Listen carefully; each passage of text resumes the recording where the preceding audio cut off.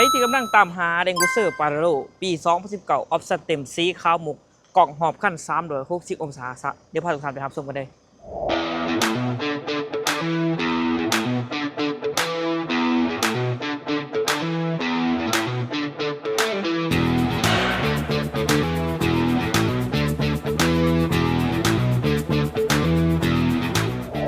สบายดีทุกท่านเหมือนจะสองให้เองเจนเนาะค่ะรถเล่าขับเจเองโจนัสตันจะสอนมื่อนี้มีรถมาใหม่มานำเสนอเด้อเป็นเดงกูเซอร์ปาราโลปี2019สีขาวหมุกงามออปชั่นเต็มสายเดิมซุนย์เล่าเกี่ยวออโต้ฟูลวินเด้อหาอย่างสุดๆเนาะรถฮัจิบักเซ่รถเขามาใหม่เจ้า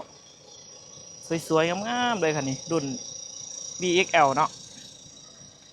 จากซุนย์เล่าตัวตาผักไตมีเซ็นเซอร์ถอยกล่องหอบขั้น360องศาเด้อสวยๆเลยบ่งๆไปทำกันเจ้างามเนาะรับประกันรถเดิมโบตัมโบปีเดอร์คันนี้ไปไหนไปบ่ไม่เห็นติรถในฝันของใครหลายคนเดี๋ยวพาทุกท่านเขาไปเบิ่งรถข้างในเด้อที่เขามาเบิ่งข้างในเด้อเป็นเบาะไฟฟ้าคูลตัวนี้แอร์ฮอนแอร์อุ่นไหนครบเนาะปรับแบนพับแบนไหนพวงมาลัยมัลติฟังก์ชันกล่องหอบขั้น360องศาเด้อสวยๆเนาะเบาะงามๆคันนี้ไปบ่ไม่เห็นติทางหลังกว้างขวางสะดวกสบาย7ที่นั่งเด้อตัวนี้เนาะเปิดสนุกออปชั่นเต็มเลยเบาะหนัง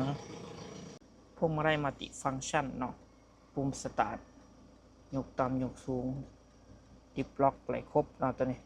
ตัวใหม่เป็นดุลนิยมที่สุดแหละแลงกูเชอร์ปาราโลเนาะปี2019ให้มาเต็มเลยฟังก์ชันเดี๋ยวมาเบิ่งทางหลังเด้อทางหลังงามๆเนาะเดี๋ยวก็จะเป็นเบาะเสริมตังเสริมเนาะเป็น7ที่นั่งสามารถปรับต่างๆได้ครบเนาะปรับขึ้นได้ครบเบิดเนาะสะดวกสบายได้ทุกท่านเด้อกว้างขวางเนาะปาโลนี่ประหยัดนิยมขี่ได้ดูละเป็นปอกเป็นเพจมีครบทุกท่านเด้อรถเดิมโบตัมโบปีตาโลงามนะจอดูละเนาะไหลไปบ่ไม่เห็นติเด้อคันนี้ออปชั่นฟังก์ชันให้มาเต็ม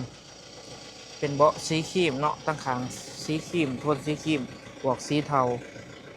เบาะไฟฟ้าคูลเด้อทางเช่นเดียวกันเนาะงามเลยไปที่กำลังตามหาเด้อจับจองเลยเด้อเจ้า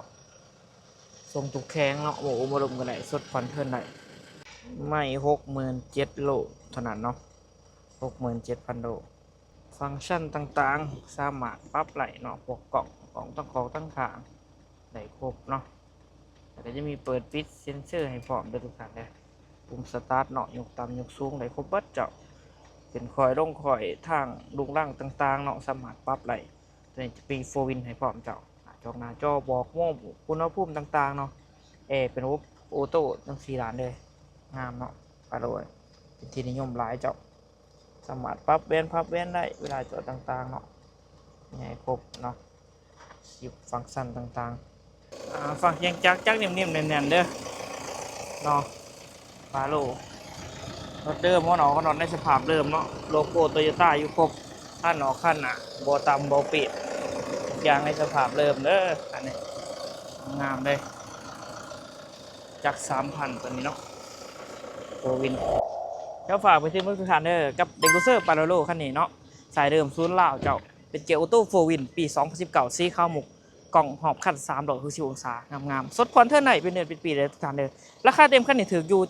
79,900 ดอลลาร์มาเบิ่งรถจริงกับสามารถโอ้ร่วมกันไหนต่อรองกันไหนโดยจุดปากเซ่เด้อสามารถทดควันเท่าไหนเจ้ามาเดี๋ยวเบิ่งตัวจริงได้เนาะฝากติดตามทุกท่านเด้อใน2 JN ราคาดาวเนาะหรือว่าโทรก่อนทุกครั้ง